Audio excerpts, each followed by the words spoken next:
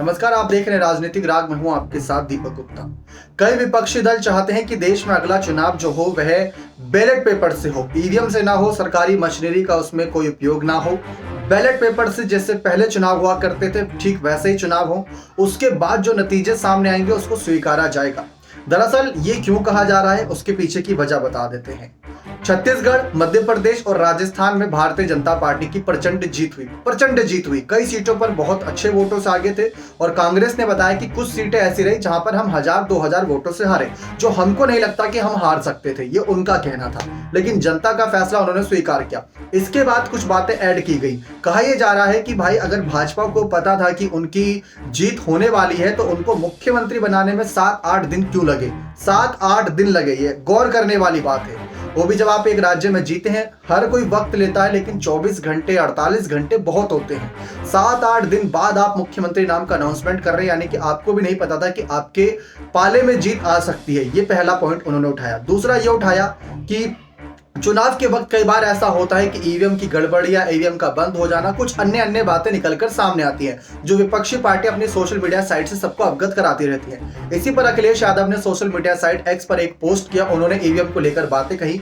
उन्होंने कहा कि लोकतंत्र में जनता को हक है कि वह अपना प्रतिनिधित्व चुने, कि उनका प्रतिनिधित्व कौन करेगा, कौन नेता उनकी जिम्मेदारी संभाले, ये उनको चुनने का हक है। लेकिन किसके जरिए चुनने का हक है, ये भी जनता को हक है। तो अगर जनता चाहती है कि ईवीएम की जगह अगर बैलेट पेपर से वोटिंग हो तो सरकार को वह लागू करना चाहिए। सरकार को अगले कुछ चुनाव बैलेट पेपर से कराने चाहिए। उन्होंने ये बात भी कही कि हम मानते हैं कि भारत क्या अन्य देश भी डिजिटलीकरण हो रहे हैं, सब में कहीं ना कहीं तकनीकी का प्रयोग हो रहा है।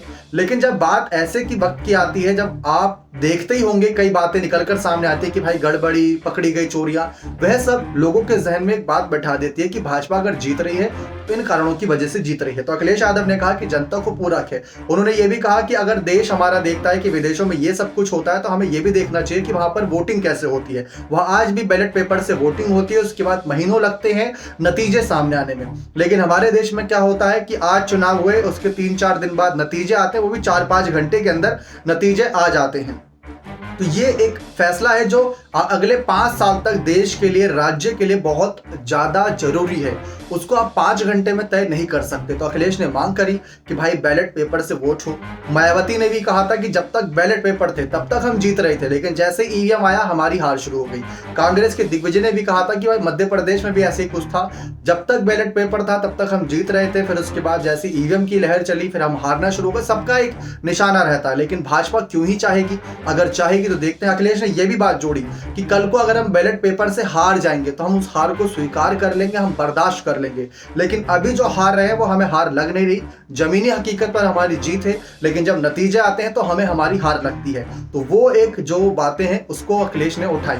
अगर आप सर्वे की बात कर ले, एग्जिट पोल की बात कर ले, तो इस बार राजस्थान, मध्य प्रदेश, छत्तीसगढ़ बीजेपी कांग्रेस में कितनी टक्कर थी, लेकिन जब नतीजे सामने आए तो आंकड़ा ऐसे एकदम से चला गया। तो वो एक बर्दाश्त करना विपक्षी पार्टी के लिए थोड़ा मुश्किल है। आपको क्या लगता है कि ईवीएम से चुनाव होने चाहिए या बैलेट पेपर से? अपने कमेंट सेक्शन में अवश्य रखिएगा। बहुत बहुत धन्यवाद।